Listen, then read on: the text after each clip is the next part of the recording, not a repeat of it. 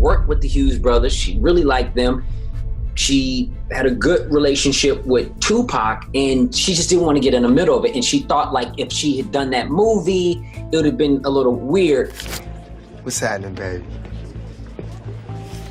I wasn't in that bathroom, but, you know, could have happened.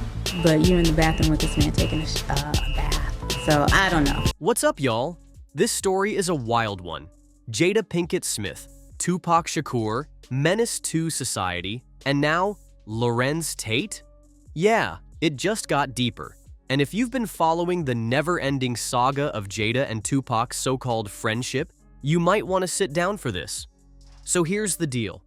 Larenz Tate recently sat down for an interview and casually dropped a bomb that has fans raising their eyebrows.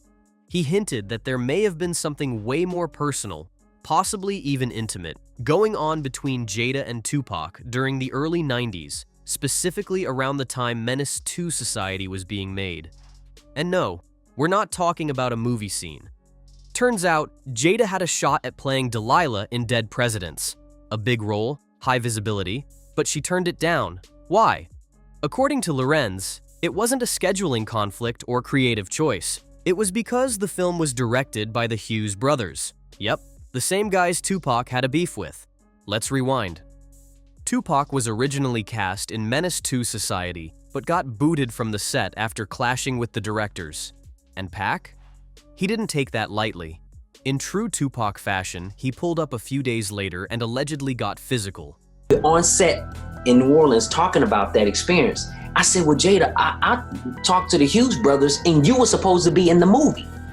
And she says, I was. I said, why didn't you do the movie? That they kept saying they had the character Delilah, you know, who was the sister of Juanita, okay, you was gonna be this revolutionary thing. And she was like, I just couldn't do it because at the time I was really close with Tupac, and Tupac had this sort of beef at the time with the Hughes brothers. The Hughes brothers filed charges, and Pac ended up doing 15 days in jail for the incident.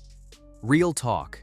It wasn't just Hollywood drama. That was street-level tension. Now Jada, being close with Pac at the time, felt like she couldn't take a role in a Hughes brothers film after what they did to him. She didn't want to betray him, even if it meant turning down a huge opportunity. And that right there is where things start to look different. Because let's be honest, how many people are turning down roles in major movies just for a friend? Larenz thought the same thing. He admitted that it always felt a little off, like there was more to the story than Jada was letting on. And based on everything we now know about her relationship with Pac, he might be onto something. Jada and Tupac go way back. They met in high school at the Baltimore School for the Arts. She's always described him as this magnetic, hyperactive, peanut-headed dude who walked into her life like a whirlwind. In interviews, she's called him her soulmate. She's even said if reincarnation is real, she and Pac probably traveled through a few lifetimes together. That's deep. They were inseparable. Jada said Pac was the reason she even accepted her role in Menace II Society to begin with.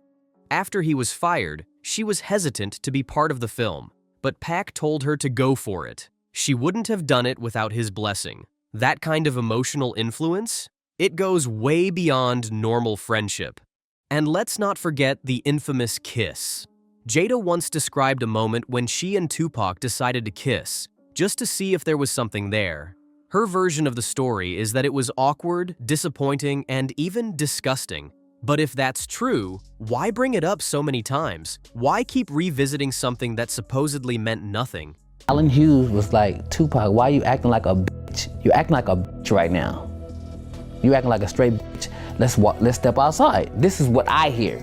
What's even crazier is what Jada's former assistant revealed in an interview. She said she once came home to find Jada rushing out of the bathroom, looking totally panicked, saying Tupac was in the tub, just vibing, allegedly. But the way she looked? Deer in headlights. That wasn't a casual, he's just chilling moment. That was a caught in the act type reaction. Now, you might say that's all just speculation. But then we have the letter. Yes, that letter from Willow Smith, Jada's daughter, to Tupac.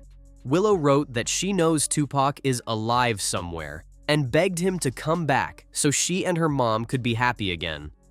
Wait, what? Willow wasn't even born when Pac died. So how does a kid end up writing a letter like that? Was Jada out here romanticizing Tupac to her daughter? Talking about him like he was the one who got away? And let's not ignore the poem. Tupac's collection, The Rose That Grew from Concrete, included a piece titled Jada. In it, he calls her the omega of his heart, the foundation of his idea of love. He literally says she brings him to climax without sex. I mean, how many friends write that kind of poetry for each other? Jada claims there was no physical relationship, that the chemistry just wasn't there.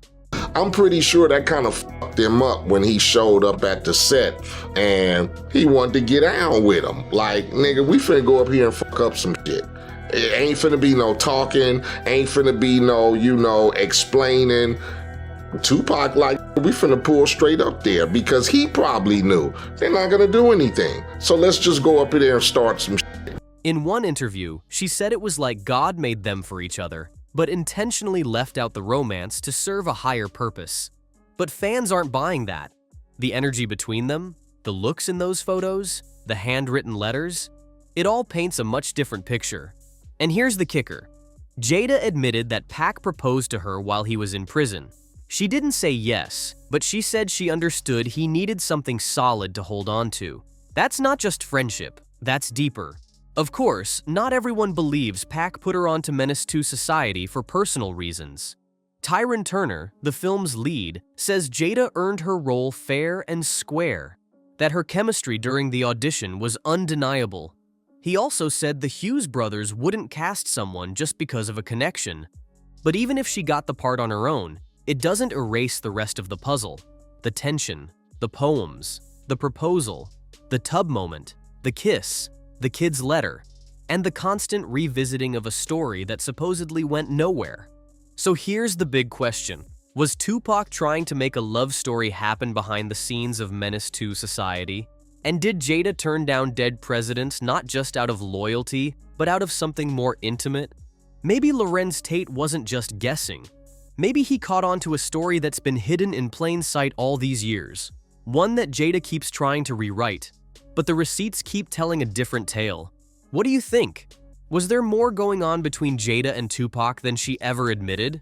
Drop your thoughts in the comments and let's talk about it. And don't go anywhere, because the next video, it takes this drama to a whole new level.